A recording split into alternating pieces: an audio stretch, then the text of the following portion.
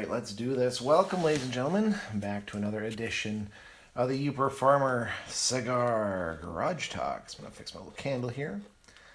How the hell's everyone doing tonight? I'm doing pretty good.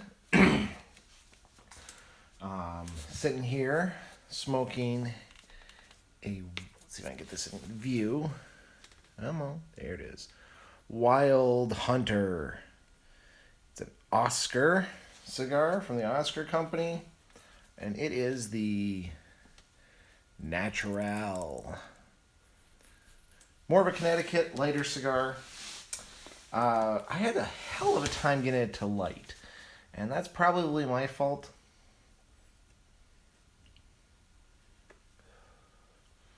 Yeah, I just had a problem with the lighters. I had a problem getting a draw. I had a problem cutting it. But to be fair, I think this one is a little bit of a newer cigar. It hasn't sat in my humidor. I just got a shipment of it.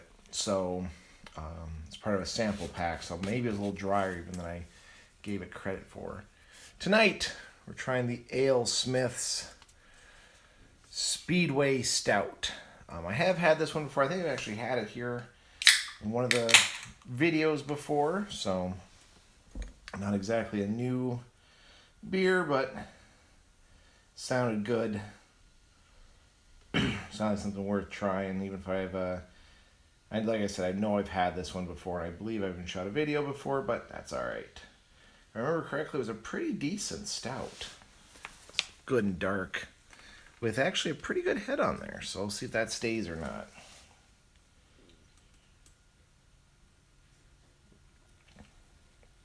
Oh, yep. I remember that now, yep. Creamy. It's got a good bite to it. Excuse me. So I hope everyone enjoyed the spooky EMS stories.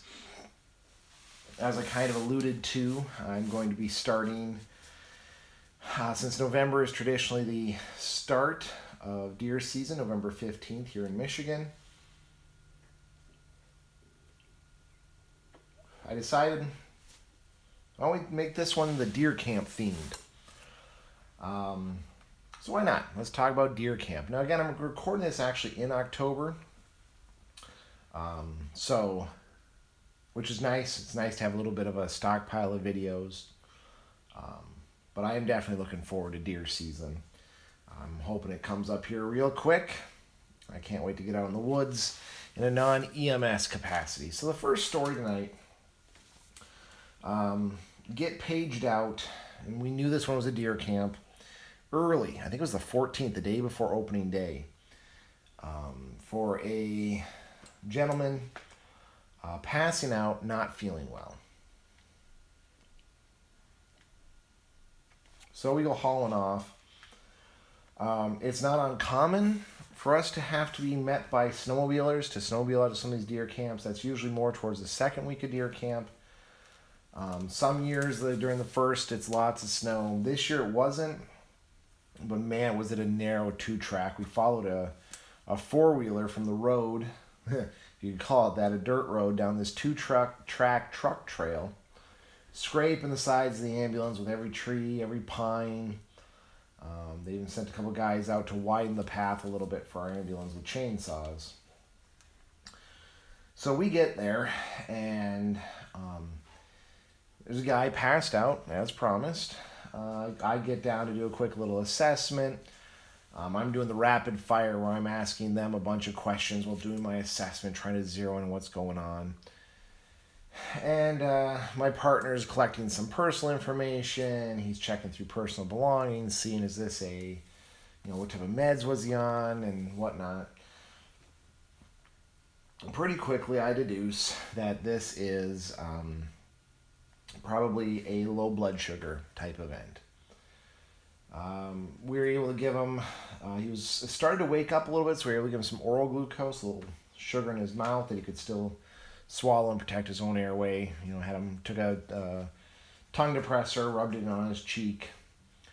He starts coming to, and I'm talking with the guys and whatnot. I was like, I think I know what's going on, until he comes to and get the full story. Sure enough, he comes to, and what had happened was he had taken his diabetic medication just before traveling up to deer camp, and he was so excited to get to deer camp, he didn't eat on his whole drive up because he figured they'd have dinner done by the time he got there. Which dinner was delayed. We heard the story because this guy made a big pot of chili, and he forgot like 2 ingredients. And so they swore that this chili is probably what killed it. The fact they didn't have these 2 ingredients. Well, lo and behold, yeah, the guy was supposed to eat, and the chili wasn't ready yet. So they were all making fun of this guy. My partner actually helped him finish up the chili. Got some food around for the guy. We got him fed. We stayed there probably for about 30 minutes to make sure that his blood sugar didn't crash. We gave him a quick lesson on what he should do. We reviewed his medication for him. Told big deer stories. We all talked about, the hunts we've been on and whatnot. And they look at us like, well, don't you take him in? I was like, well, it's really up to him. The guy's like, well, no, I don't want to go in if I don't have to. I was like, well, of course we always recommend it, yada, yada, yada. Gave him the old spiel.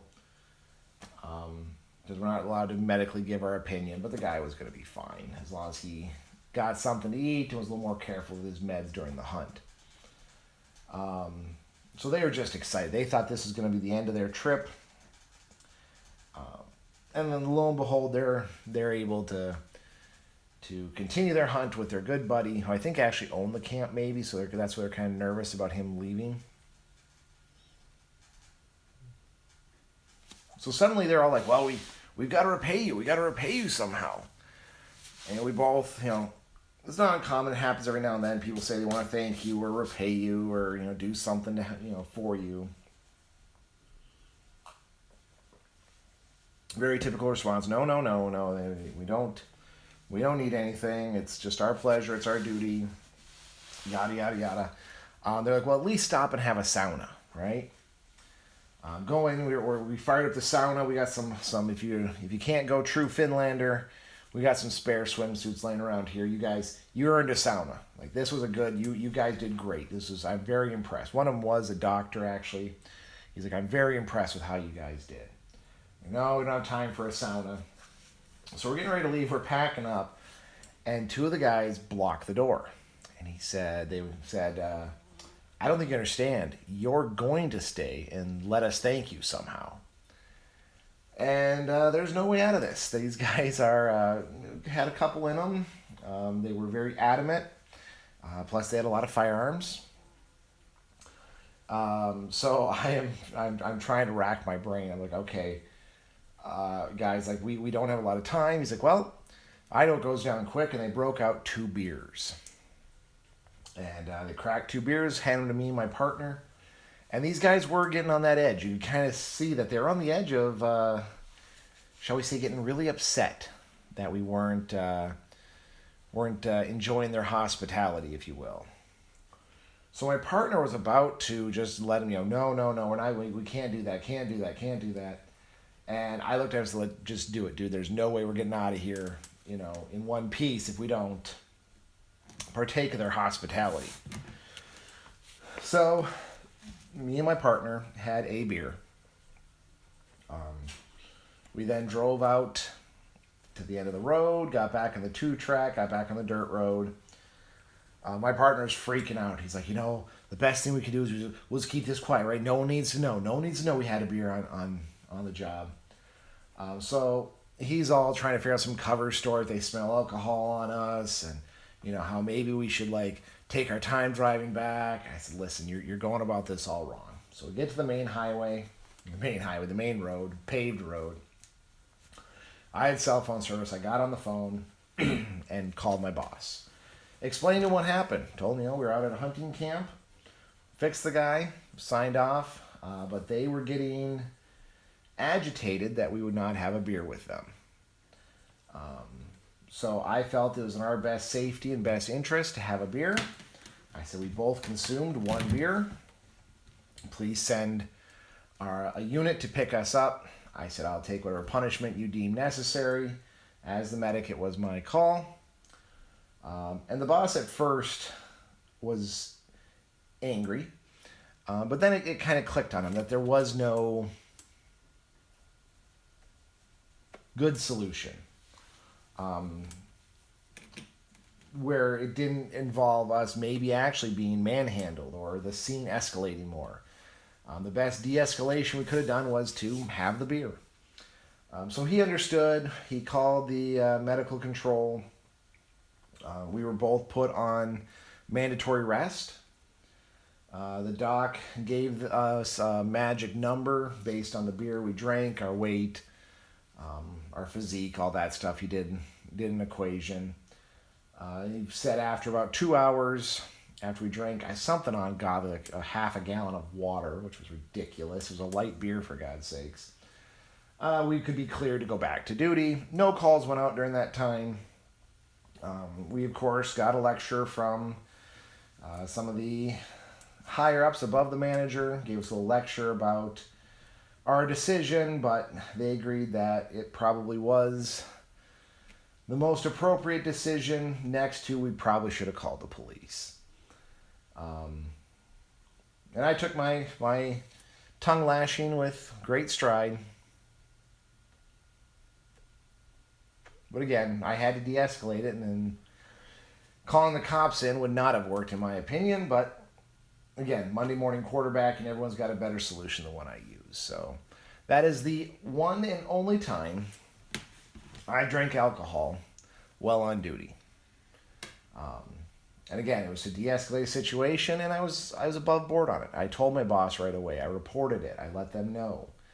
If you're ever in a similar situation, that's what you have to do. Let them know. Let them know, yeah, I had a drink for whatever reason. I've heard other medics tell horror stories about families that demand that they have a drink with them, that they have a shot, especially around newborns. You deliver a kid, you end up having a drink more often than not, from what I've heard from a few guys that, although they can usually be talked down from what I've heard, these guys who I was dealing with, they weren't being talked down. I knew that for sure. So there you go. That's the first hunting story dealing with deer camp, and also the time I partaked of an alcoholic beverage while on duty. Remember, don't hide it. Come out, be honest about it. Take your punishment, but it's a lot better than trying to hide it and getting caught later. So anyway, I hope you enjoy these hunting-themed stories. There should be about another 3 of them coming up. Hope you're enjoying them. Hope everyone's staying safe out there, and we'll see you on the next one.